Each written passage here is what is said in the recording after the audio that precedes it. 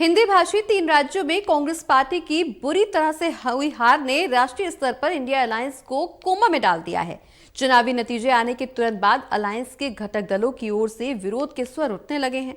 इसी कारण प्रभावित गठबंधन की बैठक भी फिलहाल स्थगित कर दी गई है। दरअसल गठबंधन के प्रमुख दलों के नेता इस बैठक में शामिल होने से कतराने लगे और फिर बैठक को स्थगित करना पड़ा।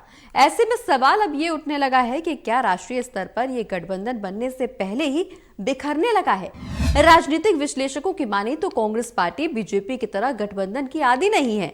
भले ही उसने 10 सालों तक यूपीए की सरकार चलाई हो, लेकिन गठबंधन धर्म के बारे में उसको कोई खास जानकारी नहीं है। मध्य प्रदेश चुनाव इसका ताजा उदाहरण है। इसी राज्य में पार्टी ने गठबंधन धर्म से स्पष्ट तरह से इसे निभाने से इनकार कर दिया था। वहीं पार्टी के स्थानीय नेतृत्व यानी वरिष्ठ नेता कमलनाथ और दिग्विजय सिंह के दबाव में भोपाल में गठबंधन की बैठक तक नहीं होने दी गई थी।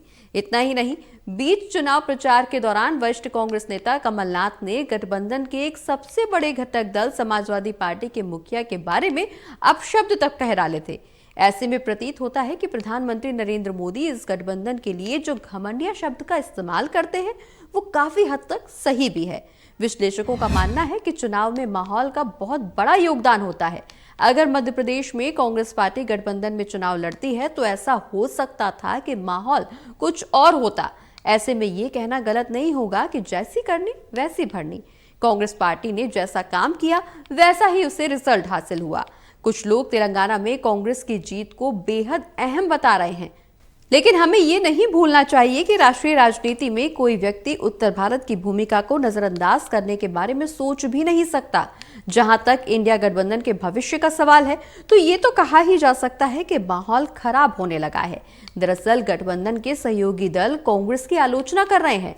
नीतीश कुमार से लेकर ममता बनर्जी तक सभी नाराज नजर आ रहे हैं। लोकसभा चुनाव में 4-5 महीने का वक्त ही बचा है और अब देखना यह होगा कि आने वाले समय में कांग्रेस पार्टी कितना सक्रिय होती है। राहुल गांधी की भूमिका के बारे में यह कहा जाता है कि निश्चित तौर पर राहुल गांधी की छवि बेहतर हुई है। ताजा चुनावी नतीजों के बावजूद उनकी छवि सुधरी है, लेकिन ये अब भी लगता है कि उनकी पार्टी उनके कंट्रोल में नहीं है। राजस्थान और मध्य प्रदेश में स्थानीय नेताओं ने जिस तरह से चुनाव लड़ा उससे तो यही लगता है। राजस्थान के मुख्यमंत्री अशोक गहलोत के आगे पूरी पार्टी को नेतृत्व को झुकना पड़ा।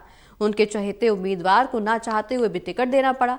वहीं मध्य प्रदेश में कमलनाथ ने केंद्रीय लाइन से अलग आने से हिसाब से चुनाव लड़ा।